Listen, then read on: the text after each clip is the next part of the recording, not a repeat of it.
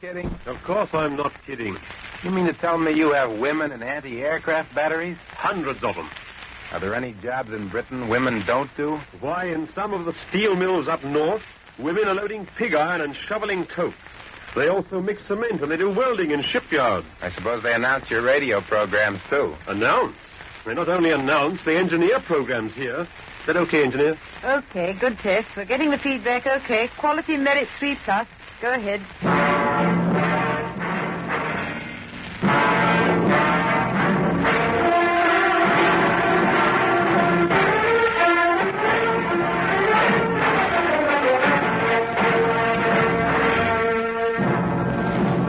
The Columbia Broadcasting System presents An American in England, the fourth of a series of 6 programs written and directed by Norman Corwin, produced by Edward Murrow, and broadcast from somewhere in the British Isles. Joseph Julian narrates, and the original musical score is by Benjamin Britten. Tonight, Women of Britain.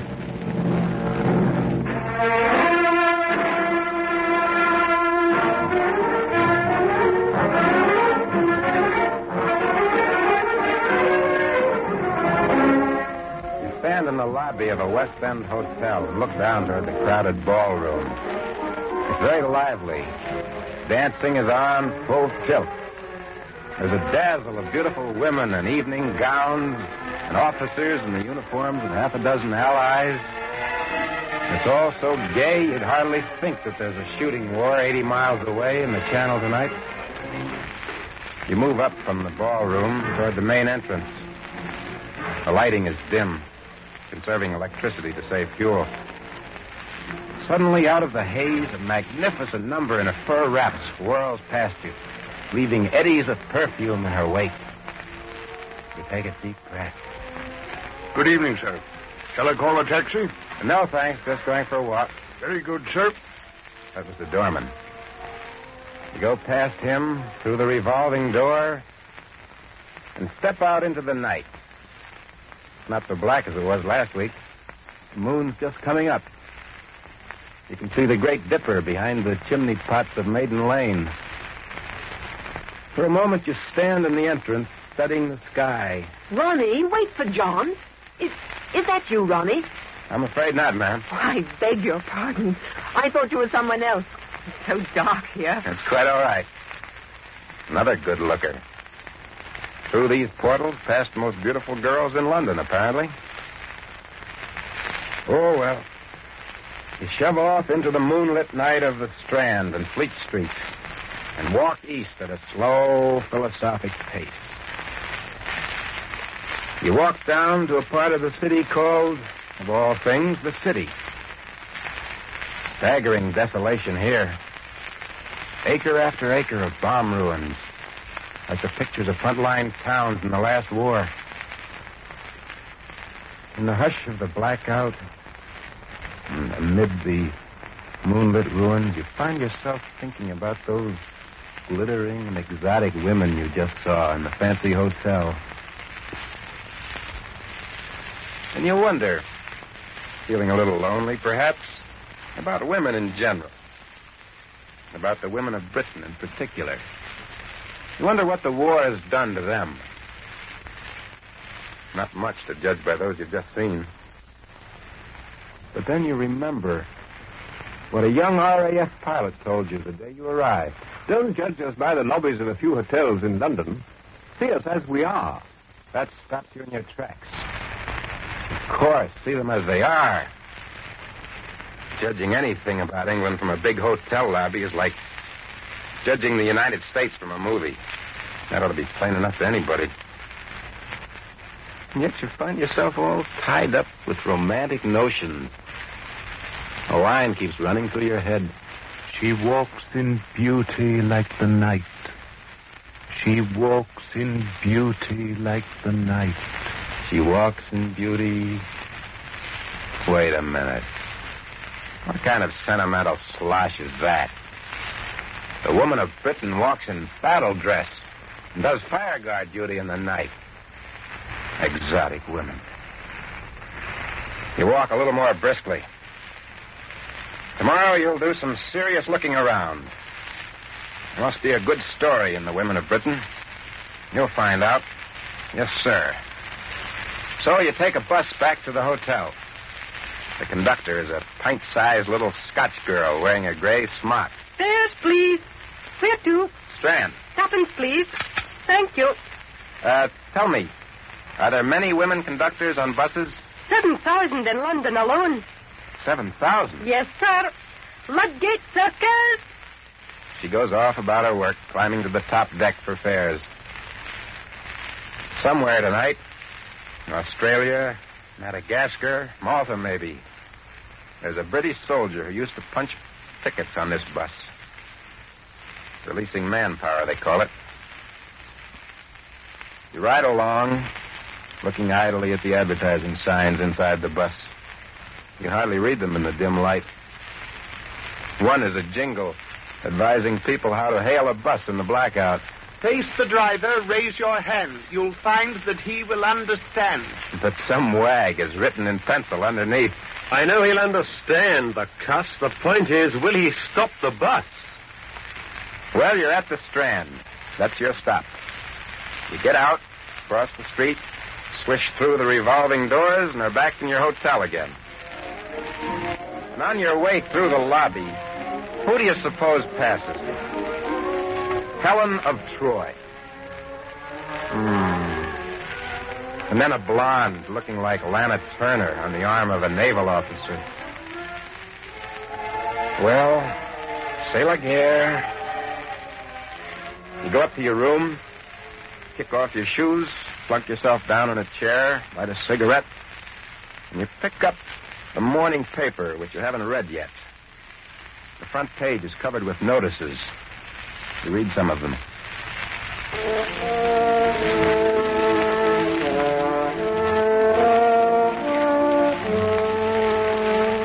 Warren. To my dearly beloved boy, Donald H. Warren, fighter pilot RAF. On this, your 21st birthday. Reported killed in action, October the 13th, 1941. Sadly missed. Mother.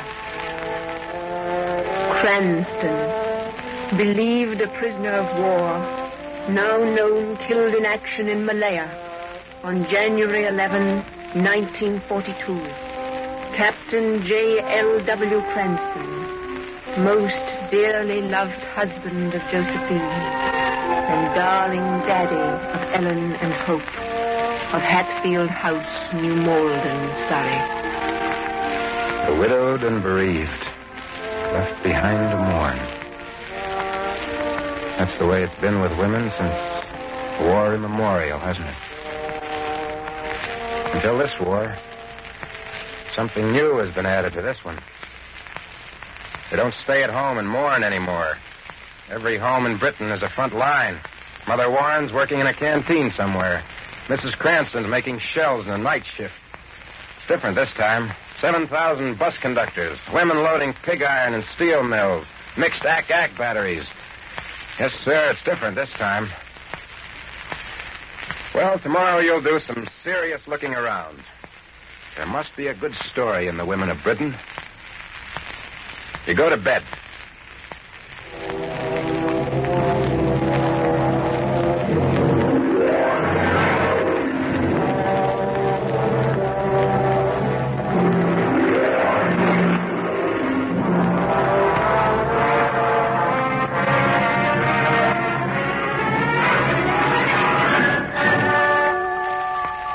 Beautiful August morning. And you see by the papers that while you were enjoying your blackout walk last night, the RAF plastered another Nazi city. American Marines attacked in the Pacific. The Chinese recaptured a port. The Red Army smashed 6 attacks before Stalingrad.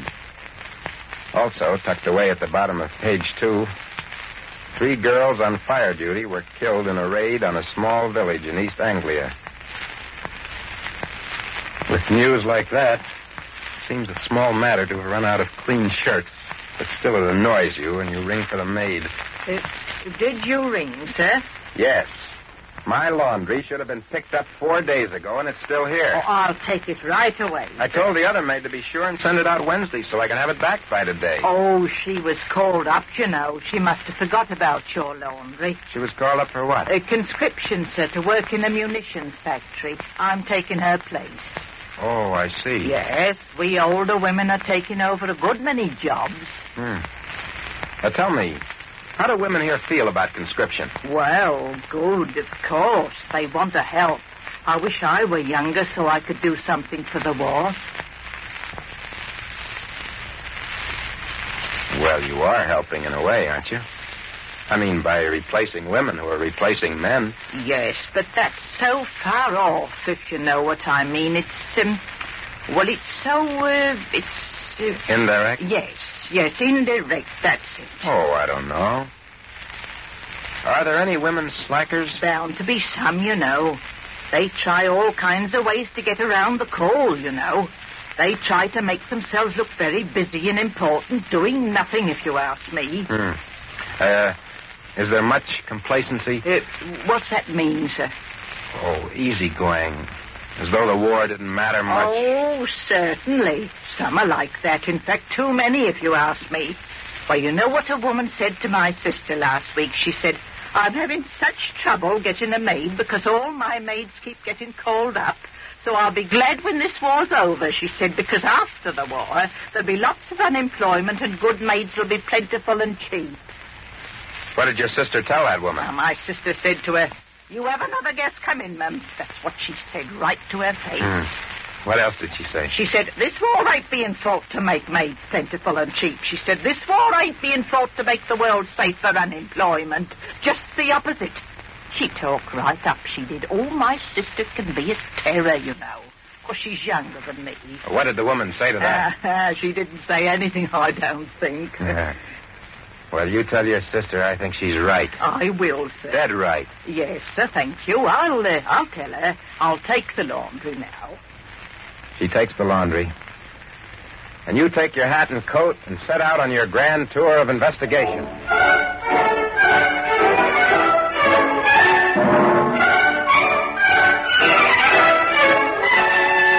Within 50 yards, you note a half a dozen items having to do with the case. Every fifth woman on the street is in uniform. Wafts, hats, wrens, Canadians, Americans, New Zealanders, nurses, ambulance drivers. You turn into Charing Cross Road and see two women in dirty slacks cleaning traffic standards. And further down, a girl lifting a crate off the back of a wagon. You have an impulse to run over and give her a hand. But you'd probably be insulted. You'd only make yourself ridiculous. You go into the underground, subway to you, and descend a long flight of stairs. And then you go down a very long and very steep escalator. You've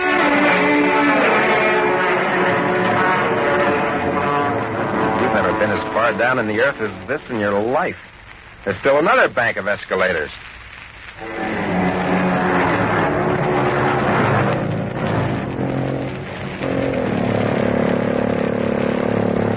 Halfway to hell now.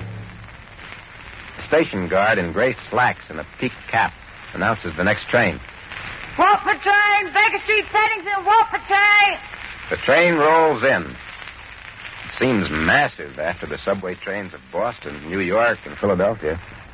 Very handsomely upholstered and comfortable. And it goes like a bat out of a tube station.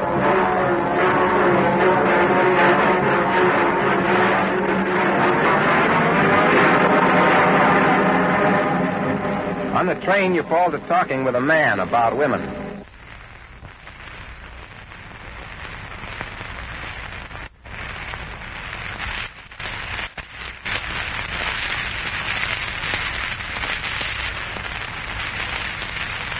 He says they're all over the place. Oh, yes, they're all over the place.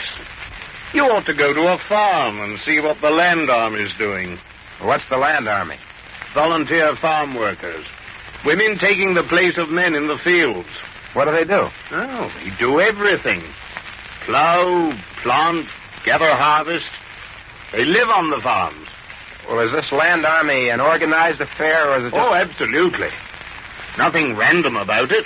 It's important work and tough work. Some of the land army girls have been awarded decorations by the government. For big crops? No, for carrying on their work under bombings. Women are no small factor in this season's bumper crop, you know.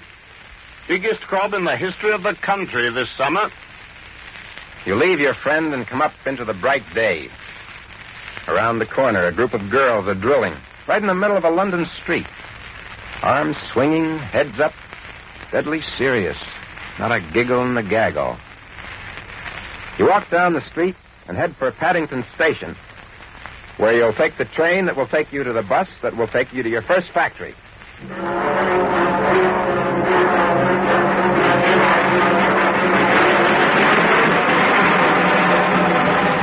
Women who work 10 hours a day making weapons for soldiers who may have to fight 24 hours a day don't have much time to talk to visitors.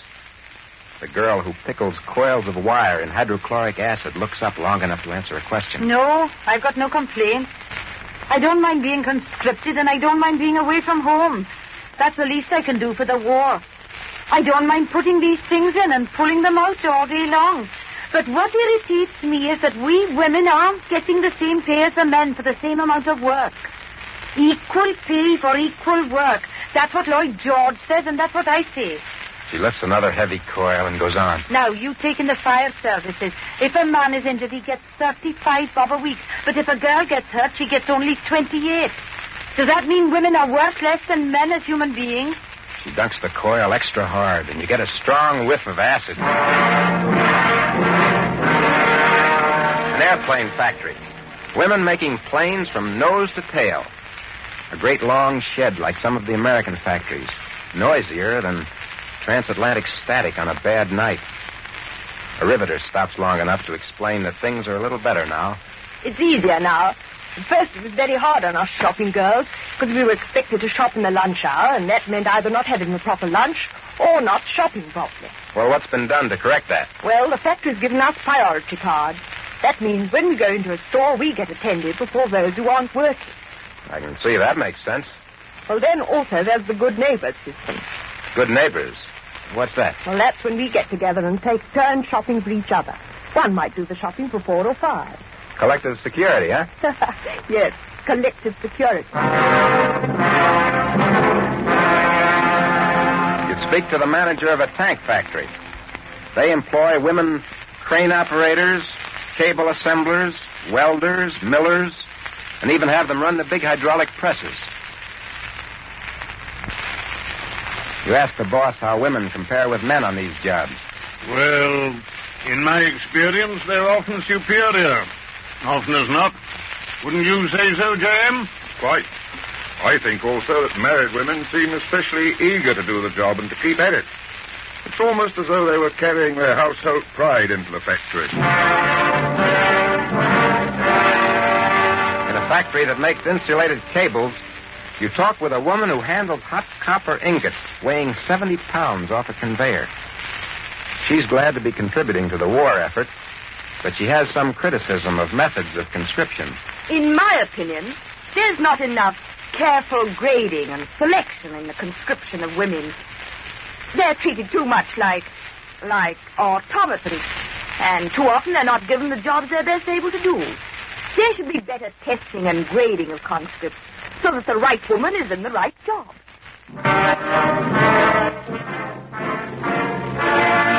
In a marine boiler shop, you lunch with grimy welders, cutters, grinders, and drillers, 2/3 of them women. The canteen is bustling, and over the loudspeaker following the 1 o'clock news, there's a talk by a woman member of Parliament, Miss Ellen Wilkinson. You recall her from the days when Hitler, Mussolini, and Franco attacked Spain. Miss Wilkinson was fighting fascism when a good many respectable people were still doing business with Hitler. But her talk today concerns the new compulsory fire watching for British women. The workers listen attentively.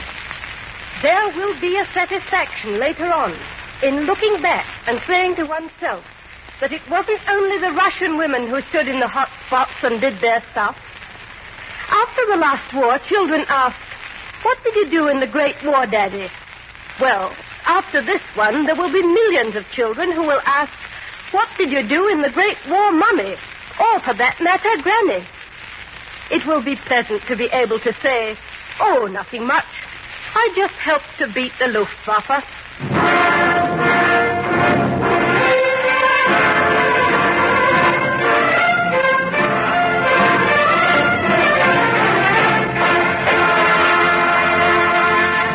You take your ministry pass in hand and set out for a training camp of the ATS, Auxiliary Territorial Service. That's the woman's branch of the Army. You find it bristling with activity. Girls marching, drilling, riding bicycles, driving trucks, going about their chores with a snap and precision. There's a feeling of high morale and good discipline. A healthy tone in the way the girls salute their officers. You meet the chief commander and remark on the fine carriage of her troops. Yes, they're fine girls. The month they spend here makes quite a difference to them. It does, huh? Rather. Let me show you what I mean. She takes you to a nearby receiving station where 20 new recruits, still wearing civvies, stand in line to get khaki uniforms and supply kits. A scragglier-looking bunch of girls you never saw. Many are pale. All have poor posture. Some are depressed. You walk away with the commander, and as you round the corner, a squad of girls passes. He's right. They're spruce, confident. Their complexions are ruddy. Each looks twice as rugged as any of the rookies you just saw. Well, they're the same girls. 4 weeks difference. That's all. I suppose that for a good many of them, this is the first time in their lives that they've been given any kind of a break in the way of nourishment and physical training. Good, healthy outdoor living. To say nothing of dental work and even hairdressing. What about such matters as makeup and hairdo? Makeup is all right, in moderation. We discourage it only if it becomes too conspicuous. Commander, I wonder if you could tell me something about the thinking of these girls. Have they any interest in the issues of the war? In what comes out of the victory? I mean, are they at least concerned with their own futures? Well, you see... Her face clouds. No longer the cheery optimism. The answer is no. The majority is concerned with day-to-day duties, which they perform very well. They don't have much of an impression about how this war started, beyond the fact that Hitler had a lot to do with it. The peace after victory occupies very little of their minds. That's too bad. Of course, we give them lectures on current events, but there's quite a handicap to overcome. You mean some of these women don't know the meaning of names like, let's say, Vichy or Pearl Harbor or Suez? Oh, most of them don't know the names of half the countries in the war. Some of them couldn't point out Australia on a map. Oh, now, wait a minute, Commander. You're joking, aren't you? I'm afraid not, sir. Here, let me show you. Quite at random. Corporal, will you come over here? Ask her about the war. Yes, Commander? This gentleman wants to ask you some questions. What does the name Libya mean to you? Libya? I don't know. What's happening in the Caucasus right now? I don't know what Caucasus is. Did you ever hear of Malaya? No, sir. Cairo? Oh, yes, sir. Cairo. I've heard of Cairo. What do you know about it? Why, that's where my Harry is. I see. Thank you very much. Thank you, Corporal. That's all. Very disillusioning, isn't it? Yes. I'm afraid that England, for all its far-flung empire, has been a very insular country. At least up to now. You know the classic example of our insularity, don't you? No, what's that? There was once a headline in a London paper reading, "Dense fog in the Channel, continent cut off from England." The talk goes on through tea, served in the officers' mess. And then you say goodbye to the commander and set out for a distant anti-aircraft training ground, where you're going to see the work of mixed AK batteries.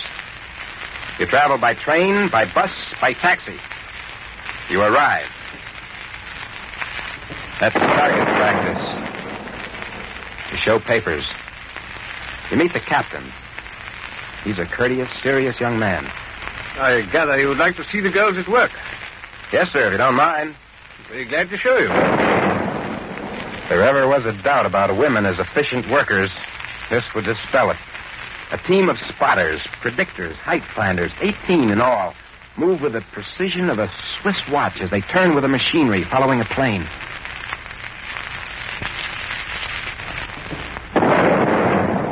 They look like a keen lot, Captain. They are. They're very good. Well, what were these girls before the war? Oh, one was a theater usher. Another was a stenographer. They all volunteered for the job, huh? Oh, yes. All work for the women in connection with the operation of lethal weapons must be volunteered for. Mm-hmm. Do they like... Hey, that shot hit the cable, towing the target, didn't it? Yes, that was a good shot. They do that every once in a while. We'll have to send up another target now. During the lull in the firing, you talk about your experiences with the corporal of the ATS and repeat what her commander said about the girls. The captain knocks the ashes out of his pipe, then gazes off toward the horizon. Yes, I know. Not many of these girls understand or care, especially about the terms of the Atlantic Charter, if that's what you mean. It's not their fault, and it's not any lack of intelligence either. They've just never been told. They've lived in a pretty narrow world, you know. Lived in a world whose chief interests were getting boyfriends, getting married, and having babies. They were never taught the connection between bombs on Barcelona and bombs on Coventry. They haven't been encouraged to understand that a dead Chinese soldier is a dead Tommy under another name. Nobody has bothered to explain to them that the continent isn't cut off from England, as your story goes, by a fog in the Channel. And they're only beginning to learn for themselves that no land is cut off from any other land anywhere. That freedom is absolutely indivisible. Well, aren't you really saying that it's a matter of education? That the solution is... It's a deep, far-reaching thing, having to do with education and experience and a kind of slow revolution in the thinking of women. A sort of emancipation, if you will. I believe it's happening. Women are coming into their own. They're sharing this scrap as they've never shared anything before. The women of Britain are not enduring war, they're fighting it, as you can see for yourself. And I dare say they're learning. You really think they are? Oh, certainly. Before this war's over, they'll know we're more than Cairo is. And they'll know that what goes on in Australia and China and all those other places has everything to do with their boyfriends and their husbands and their babies. Sure, they're learning. Learning first what they're capable of doing and how to do it. Learning that they're not just homemakers, but makers of the destinies of nations. That would be nice to believe. 3 years ago, British girls were shocked at the idea of Russian girls becoming sea captains and flying officers. Today, these girls are shocked no longer. They're ready to grant that women are responsible and capable, and that women have what it takes to share and collaborate in the great work of the world. That's a goal for a girl, don't you think? Yes, I should think so. I say, will you excuse me, sir? The gun position officer is signaling. Certainly. He strides over to the guns. You stand alone, watching the girls do their stuff. And it strikes you that these girls, these women of Britain, so keen, so concentrated on their work, have got their eyes fixed on more than one target. Perhaps they're training their guns on an objective greater than they know.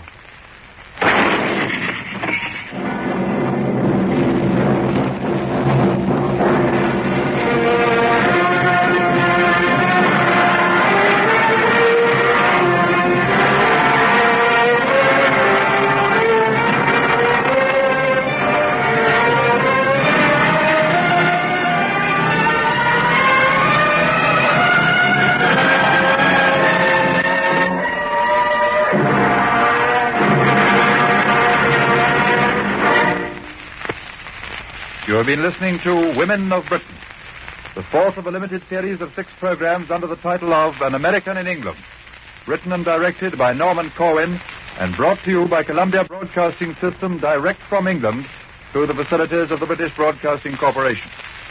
Joseph Julian narrated, and the original musical score was composed by Benjamin Britten and performed by the Orchestra of the Royal Air Force under the baton of Wing Commander R.P. O'Donnell. The program was produced by Edward R. Murrow. Your announcer was John Snagg.